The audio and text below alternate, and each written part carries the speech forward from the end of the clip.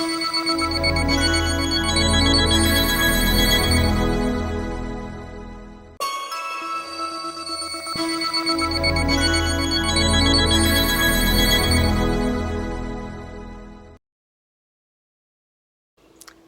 welcome to the Mercurius Being Astro Update. Today we're going to talk about the Saturn square Uranus that is happening exact today, June 14th at 5 p.m. Central Daylight Time. This is the second time Saturn and Uranus have squared each other in the heavens this year. The first time was February 17th. And this last time will be December 23rd. So today we're coming from 14 degrees Aquarius for Saturn, 14 degrees Taurus. This is rounding up for the Uranus, and rounding up again 8 degrees Aquarius in February and 8 degrees Taurus. The third and final square in December will be 12 degrees Aquarius, 12 degrees Taurus. So I'll just talk a little bit about these energies and talk about Chiron as the bridge between the two. This whole Uranus-Saturn cycle began in 1988. So, okay, before I go into that, so even just think back for all of you, what was going on in February? I can't say it today. February. So in the United States, we had that huge winter storm, the huge power outage in Texas. So what to expect this time or the last time could be along those lines. Uranus rules electricity,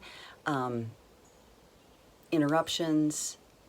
So it could take the form of that, but with Uranus, it's always expect the unexpected. So usually when I prepare for a Uranus transit and think, oh my God, wild card, anything can happen, then a lot of times it doesn't. To me, this one feels personally very internal. I'm feeling a lot of need for freedom, that Uranus expressing itself that way. Uranus wants to break apart, overthrow, get rid of the old, but Saturn is consolidating, it's structure making, it's foundation building, but Saturn is in the sign of Aquarius, ruled by Uranus, actually co-ruled. Saturn is the ancient ruler, Uranus is the modern ruler, so there's an affinity for both of them in the sign of Aquarius.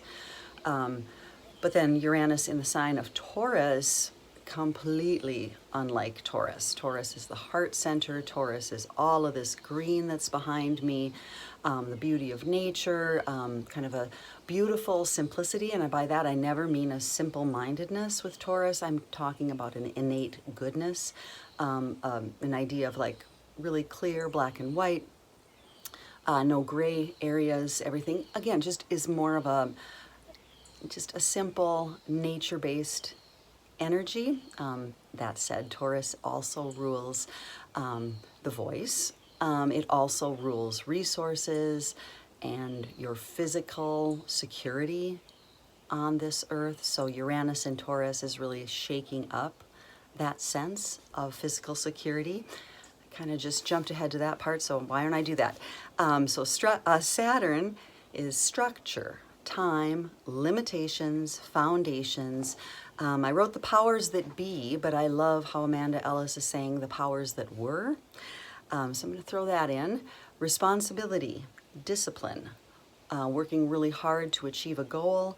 But again, it's that contracting, consolidating energy. Saturn rules your bones, your skin. It rules the function of aging. So Uranus rules freedom and change. It rules the lower legs, which pumps the blood back up to the heart. It rules spasms and interruptions. It rules revolutions and breakdowns and breakthroughs. It's the lightning bolt of insight. It's electrical. So Saturn in the sign of Aquarius, it went in December, and it'll be there for 2.5 years. So it's Saturn in Aquarius. It's not unlike that sign. It's like a different facet of it. So Saturn in Aquarius is more about building structures, or I would say rebuilding structures that work for humanity, okay? Also, we have this flavor of being your own authority, being responsible for yourself. So self-responsibility, instead of looking to Saturn in Capricorn, or Capricorn looking to the power structures that exist, the authorities that exist, you know, someone older, more blah, blah, blah than you, more corporate than you, tossing that out the window and finding that you are your own authority and you are responsible for yourself. So quit blaming and seeking power directives from the powers that be, okay, or the powers that were. The direction comes more from within, or we're flipping that, or coming into that energy. So you becoming an autonomous being, and just stop asking other people to lead you. Find your own leadership, but that leadership within yourself is, in Aquarius, kind of part of the whole.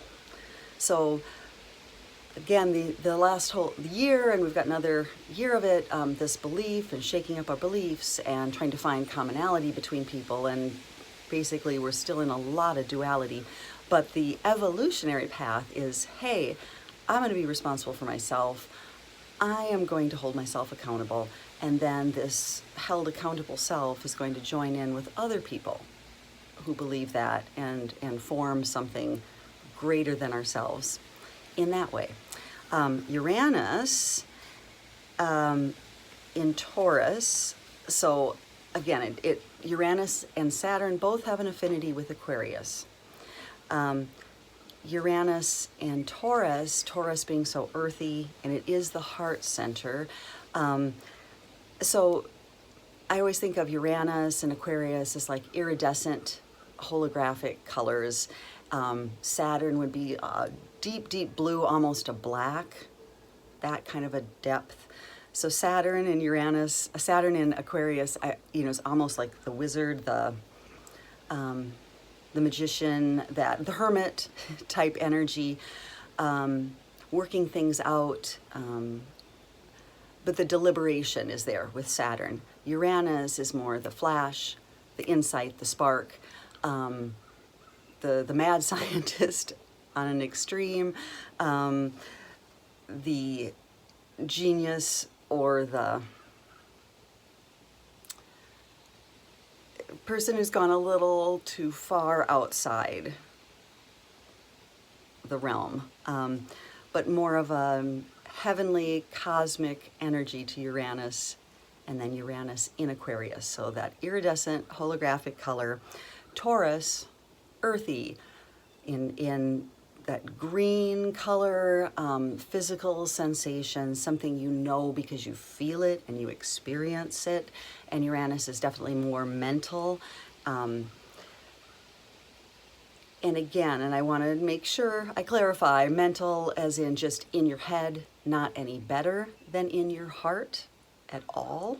So let's take that back. So, but I want to say that the heart center of Taurus is where the planet Uranus is transiting. So if you have your microcosm within your body, which we do, Uranus is right here. So I feel it's kind of like an energetic AFib happening. It's like a lightning bolt to the heart. It's like a lightning bolt to Mother Earth. I know we have a lot of drought in the United States.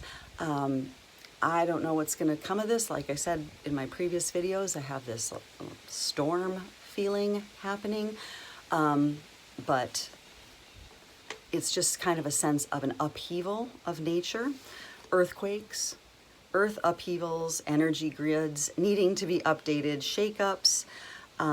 So the cycle of Saturn and Uranus, this is the waning square, so it's the last square of the cycle before they join again. And when they join again, it'll be in 2032. And June 28th, 2032, in 28 degrees Gemini.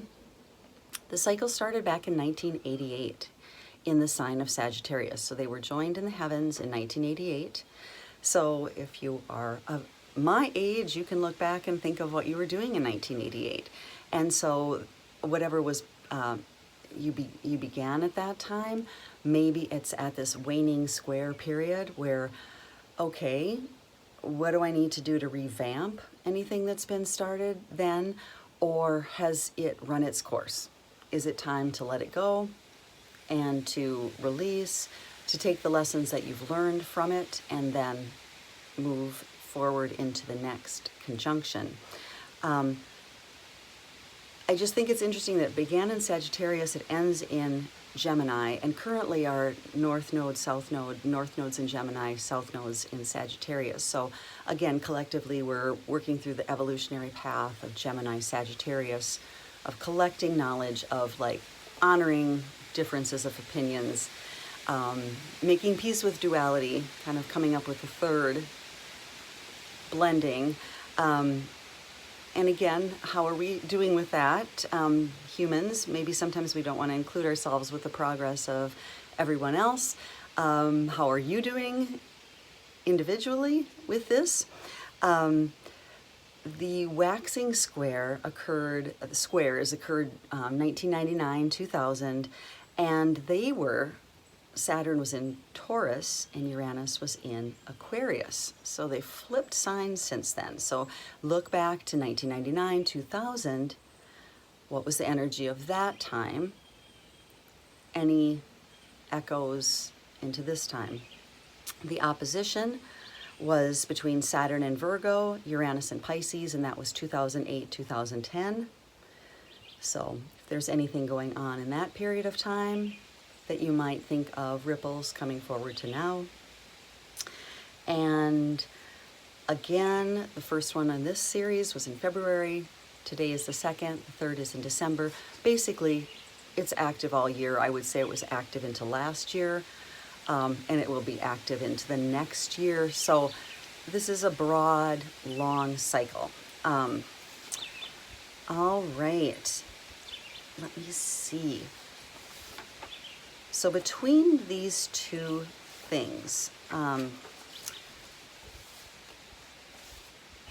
we have, I was just going to mention another thing. The Saturn is conjunct the fixed star Artemis, and it has the nature of Mercury and Mars. And as you recall from the last video, we were still dealing with the energies of Mercury and Mars in that area of the heavens. Artemis is in the shoulder of Capricorn, the constellation. So this star is a combative, disagreeable, contemptible, instability, shamelessness, nagging, and troublesome, contentious nature. So when I was reading that, I was definitely feeling that combativeness. High enterprise is another. Well, that's about the only positive or harmonious phrase I can find out of that group. And destructive. Uranus is conjunct the fixed star Menkar, which has the nature of Saturn. It is in the nose of the whale, or the Cetus, sea monster, the Cetus constellation. Menkar is. So this brings disgrace, ruin, and calamity, disease, ruin, injury from beasts, sickness, and loss of fortune. So anyway, there we go. That's the energy of those. Again, nothing in astrology is ever this is the way it is in my book anyway. These are just the energies present. Also, you're smart. You also know yourself. Nothing, what they say, the stars incline, they don't decide. Okay, so that's where astrology always gets that rap of, fortune telling, something like that. For me, it's more about what the energies are doing, what the energies we're picking up on, but trusting your innate intelligence and your intuition and how you are modulating and filtering and channeling the energies, okay? So to me, it's an evolutionary time to bring in the revolutionary energies of Uranus. But as we know, revolutions, all they do is tear things apart and wreck everything. Then there's the work of building it back up. So, you know, lest us not be too hasty in tearing everything down before we have a plan of building it back up.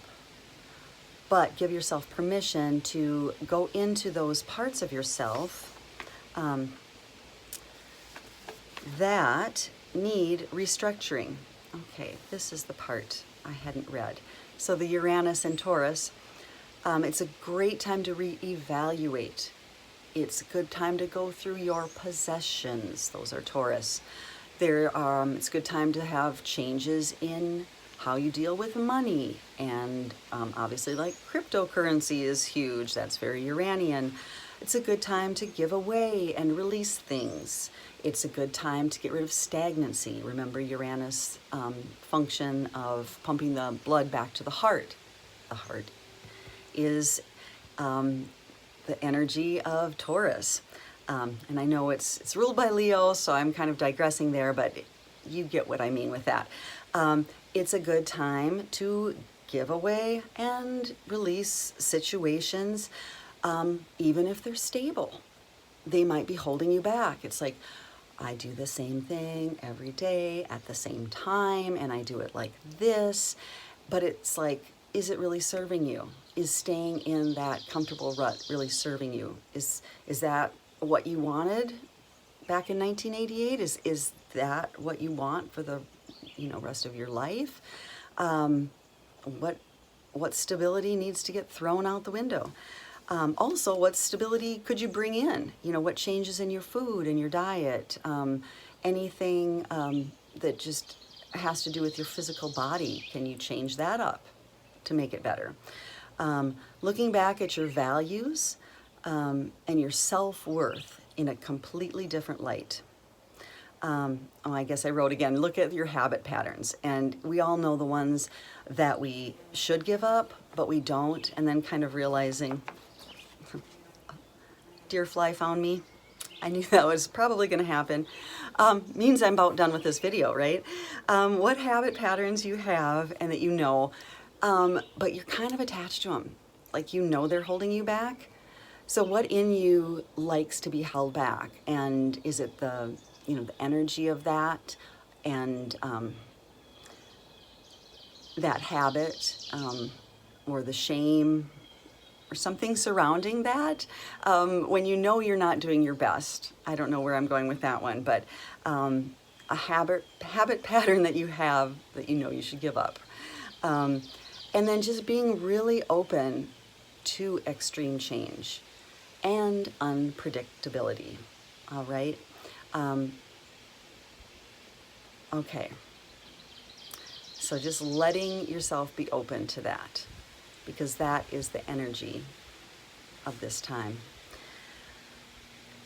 Chiron in Aries Chiron is the bridge between Saturn and Uranus. Its orbit crosses Saturn's orbit and passes just inside of Uranus's. Barbara Han Chow calls it the Rainbow Bridge, and Adam Gainsburg calls Chiron the broken open heart. So Chiron in Aries is about being an individual. I'll read a little bit from Adam Gainsburg's lovely Chiron book.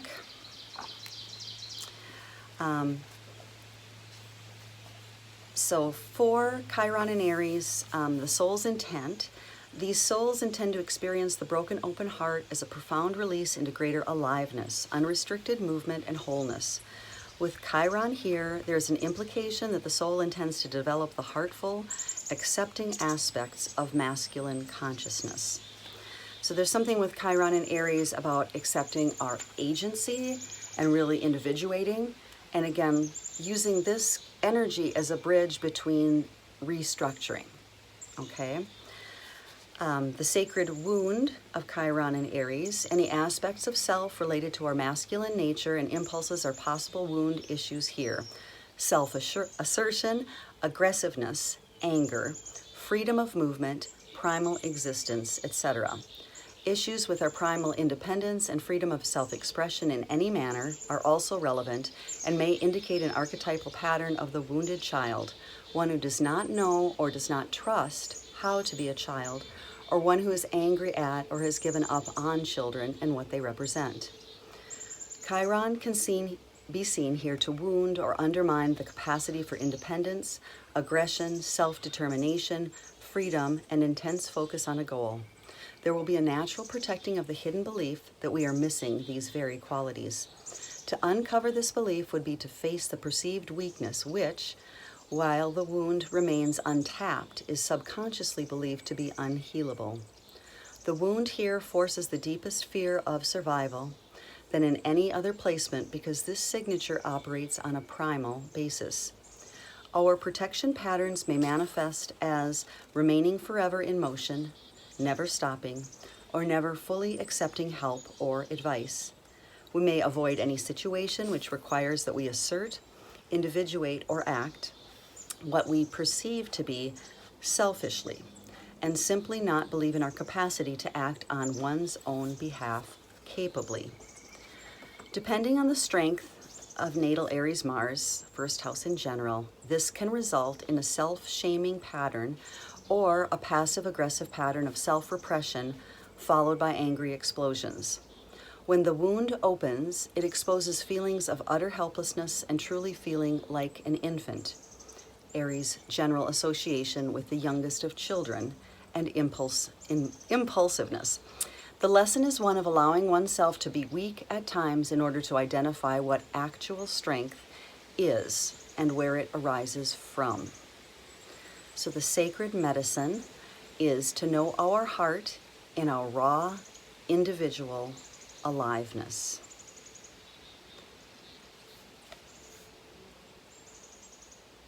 Aries medicine will expose inner weaknesses posing as outer strengths in order to foment a more relational and conscious approach to life. The unique alchemy of Aries aliveness with Chiron's broken open heart can produce a return of having fun, standing up for our beliefs, or confidently living life. It will usually reframe our relationship with children and with our inner child. Here is the wisdom that strong individuality not only has a valid place in life, but also supports an honest, integrous, and open heart. Within the Chironic context, Aries medicine will express itself naturally balanced, in alignment with others, and heartfully empowering. So I think I'm going to close on that, and may you have a heartfully empowering experience of the Saturn-Uranus square. Namaste.